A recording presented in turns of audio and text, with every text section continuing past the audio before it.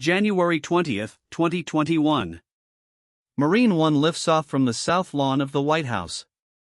Inside sits Donald Trump, the 45th President of the United States, departing Washington as a defeated incumbent. He'd refused to attend his successor's inauguration, breaking with a tradition that stretched back generations. As the helicopter banked over the Potomac, few political analysts believed they were witnessing the middle chapter of an unprecedented story. Trump had just become only the 10th president in American history to lose re-election. But unlike the others, he wouldn't fade away. This is the story of how he came back. Not just to relevance, but to power. For years after leaving office in the shadow of January 6, Trump would return to the White House, accomplishing what only one other president in American history had managed. Grover Cleveland won, lost, then won again in the 1890s. But Cleveland returned to a grateful nation. Trump would claw his way back through the most polarized political landscape in modern American memory. To understand how requires rewinding to where it all began. Before politics, Donald Trump was a brand. Born in Queens in 1946 to a wealthy real estate developer, he'd built an empire of hotels, casinos, and golf courses, though the empire was always more fragile than it appeared. By the 1990s, his businesses had filed for bankruptcy multiple times. But Trump understood something crucial: in America, image could be more valuable than assets. He licensed his name to buildings he didn't own, products he didn't make. Then came television. The Apprentice transformed him from a struggling mogul into a household name, reaching 14 million viewers at its peak. June 16, 2015. Trump descended the golden escalator at Trump Tower to announce his presidential candidacy. Political professionals dismissed it as a publicity stunt. He had no campaign infrastructure, no political experience, and a speaking style that violated every rule of modern politics. But he had something else, an instinct for what a segment of America was feeling. While 16 other Republican candidates offered polished talking points, Trump offered raw, unfiltered grievance. He attacked illegal immigration, trade deals, and the political establishment with a bluntness that shocked commentators and electrified rallies. November 8, 2016. Every major forecast model gave Hillary Clinton between a 70 and 99% chance of victory. Trump's own campaign was reportedly unprepared for a win. Then the results started coming in. Wisconsin, a state that hadn't voted Republican since 1984, flipped by 22,748 votes. Michigan by 10,704. Pennsylvania by 44,292. Trump won the Electoral College 304 to 227 while losing the popular vote by nearly 3 million. He'd cracked the blue wall by speaking directly to working-class voters in the Rust Belt who felt abandoned by both parties. Trump entered office promising to govern as he campaigned, disruptively. He appointed 3 Supreme Court justices, reshaping the court for a generation. He cut corporate taxes, renegotiated NAFTA, and moved the U.S. Embassy in Israel to Jerusalem. His approval rating never cracked 50% in most polls, but it never mattered to his base. They loved his combative style, his Twitter feed that bypassed traditional media, his willingness to fight culture wars that other Republicans avoided. Then came 2020, and everything changed. A pandemic, economic collapse, and George Floyd's death created a perfect storm. Trump faced Joe Biden, the former vice president who positioned himself as a return to normalcy. Biden largely campaigned from his basement due to COVID restrictions, while Trump held packed rallies, downplaying the virus.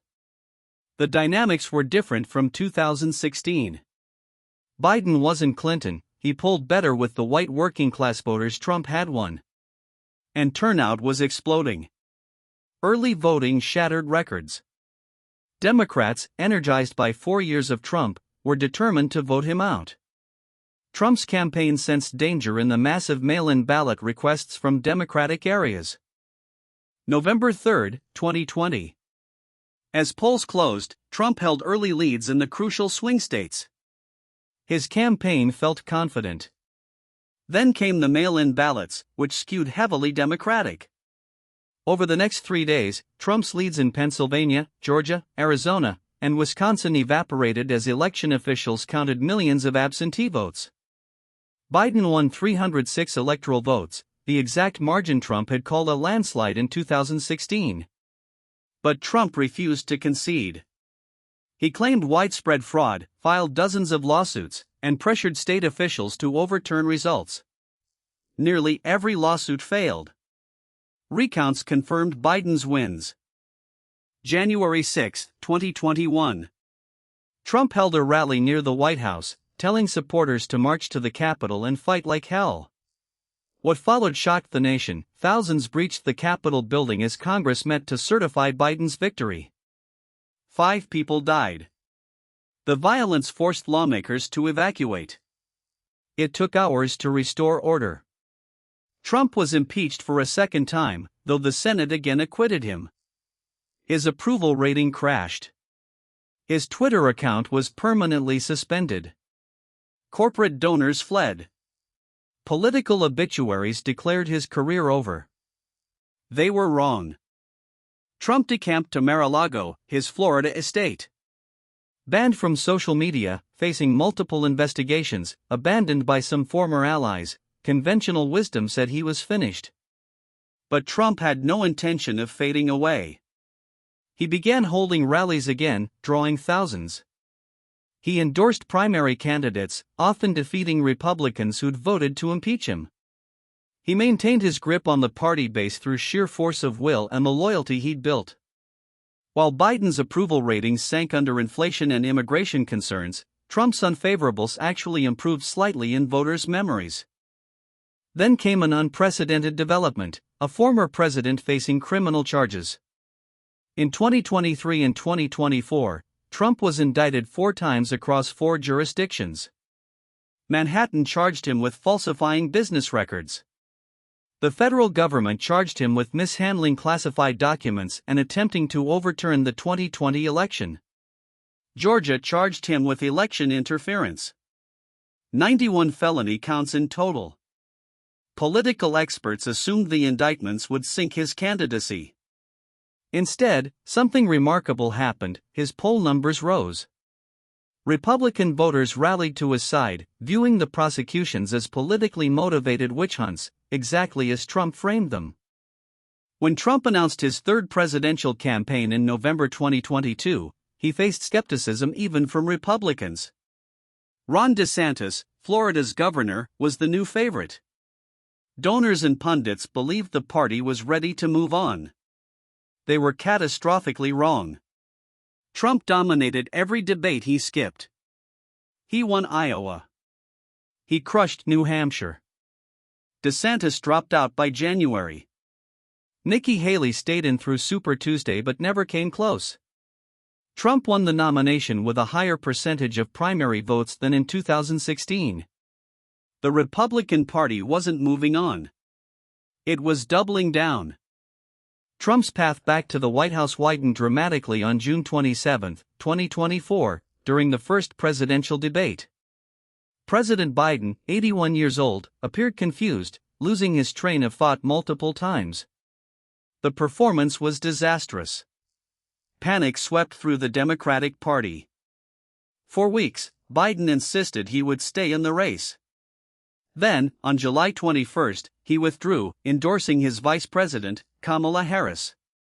She had just over 3 months to introduce herself to voters, unite the party, and defeat Trump. The compressed timeline gave her little room for error. The 2024 race became a referendum on 2 visions of America. Harris promised to turn the page on the Trump era, restore abortion rights, and defend democracy. Trump hammered inflation, immigration, and crime, promising to restore the economy and secure the border. Polls showed a razor-thin race in the 7 swing states that would decide everything. Trump survived an assassination attempt in Pennsylvania that created an iconic image of him, bloodied but defiant, raising his fist. The final weeks saw both candidates barnstorming the Rust Belt and Sun Belt in a furious sprint to Election Day. November 5, 2024. Trump won.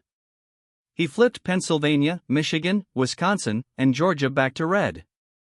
He even won the popular vote, something he'd never accomplished before. The victory was comprehensive, defying the polls that predicted a toss-up. At 78, he became the oldest person elected president, breaking the record Biden had set 4 years earlier. He also became the first president since Grover Cleveland to win non-consecutive terms, and the first to be elected while under criminal indictment. The political establishment that had written him off after January 6 watched in disbelief. How did he do it? The answer lies in 3 factors. First, economic anxiety. Inflation under Biden hit 40-year highs, and voters blamed the party in power. Second, cultural backlash. Trump channeled voter frustration with immigration, crime, and progressive policies. Third, institutional distrust. The indictments that Democrats hoped would disqualify him instead reinforced his narrative that the system was rigged against him and, by extension, his voters. Trump didn't win by moderating or apologizing. He won by being exactly who he'd always been, betting that America in 2024 was more like America in 2016 than anyone wanted to admit. On January 20, 2025, Donald Trump stood on the Capitol steps, the same building that had been breached by his supporters 4 years earlier, and took the oath of office for the second time. No president had traveled a stranger path to power. He'd survived bankruptcies, 2 impeachments, 4 indictments, an assassination attempt, and a defeat that most politicians would have accepted as the end. Instead, he engineered the most stunning political comeback in American history. Whether his second term vindicates or condemns that comeback remains to be written. But one thing is certain: American politics will never be the same.